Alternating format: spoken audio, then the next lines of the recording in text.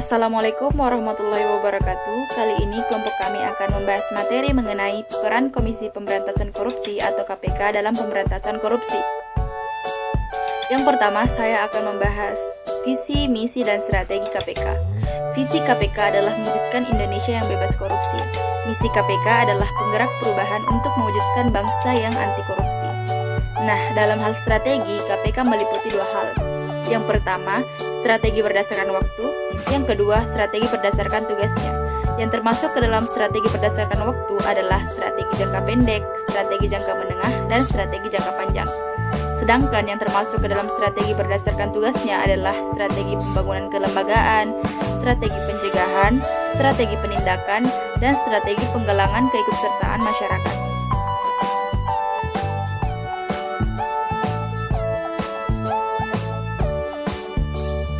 Kedudukan. Dalam pasal 3 Undang-Undang Nomor 30 Tahun 2002, KPK berkedudukan sebagai lembaga negara yang dalam melaksanakan tugas dan wewenangnya bersifat independen dan bebas dari pengaruh kekuasaan manapun. KPK mempunyai 5 tugas pokok. Yang pertama, berkoordinasi dengan instansi yang berwenang melakukan pemberantasan terhadap tindak pidana korupsi. Yang kedua, melakukan evaluasi terhadap instansi yang berwenang melakukan pemberantasan tindak pidana korupsi. Yang ketiga, melakukan penyelidikan, penyidik, dan penuntutan terhadap tindak pidana korupsi. Yang keempat, melakukan tindakan-tindakan pencegahan tindak pidana korupsi. Dan yang kelima, melakukan monitor terhadap penyelenggaraan pemerintahan negara atau Direktorat Pembinaan Jaringan Kerjasama antar instansi dan instansi-komisi pemberantasan korupsi. Selanjutnya, kewajiban. Dalam menjalankan tugasnya, KPK memiliki 5 kewajiban. Yang pertama, memberikan perlindungan terhadap saksi atau pelapor yang menyampaikan laporan ataupun memberikan keterangan mengenai terjadinya tindak pidana korupsi. Yang kedua, memberikan informasi kepada masyarakat yang memerlukan atau memberikan bantuan untuk memperoleh data lain yang berkaitan dengan hasil penuntutan tindak pidana korupsi yang ditanganinya. Yang ketiga, menyusun laporan tahunan dan menyampaikannya kepada Presiden Republik Indonesia, Dewan Perwakilan Rakyat Republik Indonesia, dan Badan Pemeriksa Keuangan. Selanjutnya, atau yang keempat, yaitu menegakkan sumpah jabatan. Dan yang terakhir atau yang kelima adalah menjalankan tugas, tanggung jawab, dan wewenangnya berdasarkan asas-asas sebagaimana dimaksud dalam pasal 5. Susunan organisasi. Berdasarkan Undang-Undang Nomor 30 Tahun 2002, susunan KPK terdiri atas seorang ketua dan 4 orang wakil ketua. KPK membawahi 4 bidang, yaitu bidang pencegahan, bidang penindakan, bidang informasi dan data, serta bidang pengawasan internal dan pengaduan masyarakat. Kode etik pimpinan KPK. Diperlukan kode etik tersendiri bagi pimpinan KPK agar dapat menjadi teladan bagi bawahannya dan menjadi landasan komitmen mereka untuk bekerja demi lembaga, bangsa, dan negara.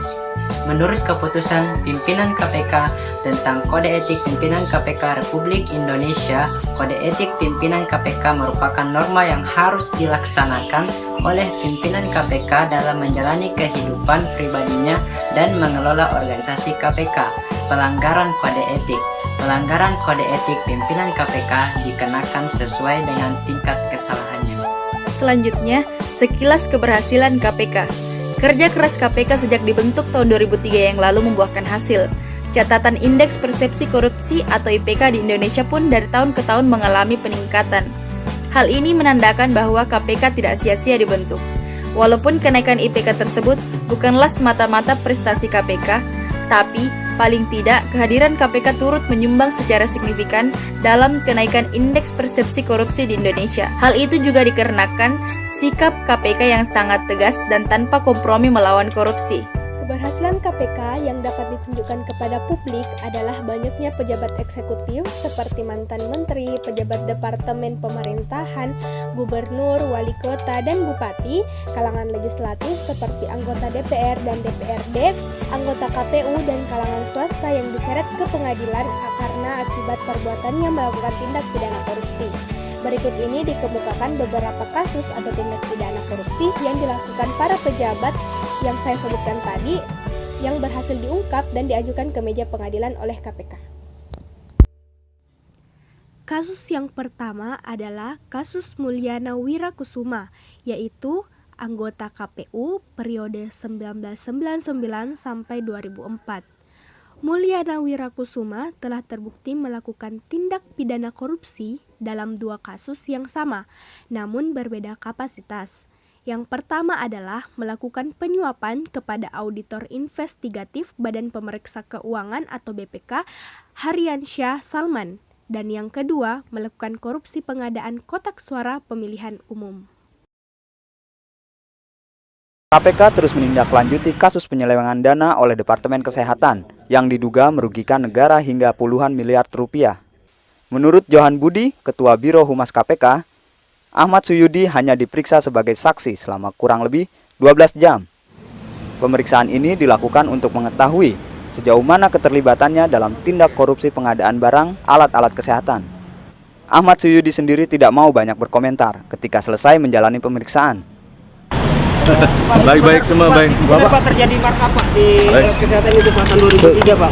Sesuai di media kan begitu. Pak, itu penunjukan langsung sesuai dengan izin. Komisi Pemberantasan Korupsi bertekad akan terus menumpas segala bentuk korupsi dalam bentuk apapun, tanpa pilih-pilih. Trip Trusinto dan Gunawan Wibisono, Antara TV, Jakarta. Demokrat Muhammad Nazarudin kembali diperiksa penyidik KPK terkait kasus penggelembungan dana alat kesehatan Rabu kemarin. Menurut Nazar, dana penggelembungan alat kesehatan dilakukan untuk membiayai kampanye Presiden ke-6 Republik Indonesia, Susilo Bambang Yudhoyono pada Pilpres tahun 2009. Sejak konflik KPK Polri mengemuka ke publik, diawali dengan penetapan Komjen Budi Gunawan sebagai tersangka. Kinerja Komisi Pemberantasan Korupsi sempat terseok. Kini, KPK siap menyelesaikan tugas yang sempat terhenti. Demokrat Muhammad Nazarudin Rabu kemarin. Nazarudin diperiksa sebagai saksi dalam kasus dugaan korupsi dana pengadaan alat kesehatan rumah sakit di Universitas Udayana Bali dengan tersangka Marisi Martondang. Marisi adalah Direktur PT Mahkota Negara yang merupakan anak perusahaan PT Grup Permai milik Nazarudin. Sebelum diperiksa KPK, Nazar sempat menjelaskan tentang korupsi ini sudah diatur oleh mantan Ketua Umum Partai Demokrat Anas Urbaningrum. Kemudian dana dari hasil korupsi ini digunakan untuk membiayai kampanye Presiden ke-6 Republik Indonesia Susilo Bambang Yudhoyono untuk maju sebagai Presiden dalam Pilpres 2009 lalu. Iya, proyek Udayana ini termasuk proyek Mas Anas. Terus uangnya yang nanti diserahkan untuk biaya bantu Pilpresnya SBY yang dibawa Mas Anas ini nanti dijelaskan semua. Uang permai itu termasuk bantu Pilpres. Itu kalau yang buat Udayana Mas, dapat dari Udayana berapa? Nanti dijelaskan ya. Sementara itu, pasca konflik dengan lembaga hukum lainnya, kini KPK siap menyelesaikan tugas yang sempat terhenti. Pelaksana tugas KPK Taufik Karaman Ruki mengakui KPK harus berhati-hati dalam melangkah. Namun dipastikan pemberantasan korupsi tidak berhenti. Kita ketemukan penyakitnya. Mesinnya sudah mulai hidup, rodanya sudah mulai bisa berputar. Dan sudah mulai berjalan. Tentu saya mesti mengukur kekuatan lagi, jangan digenjot dulu. Ya, Persnelang 2 dulu lah. Tapi sudah berani masuk Persnelang saya sekarang. Artinya apa? Sejak 2 minggu yang lalu saya sudah berani menetapkan, tingkatkan kepenyidikan orangnya tahan.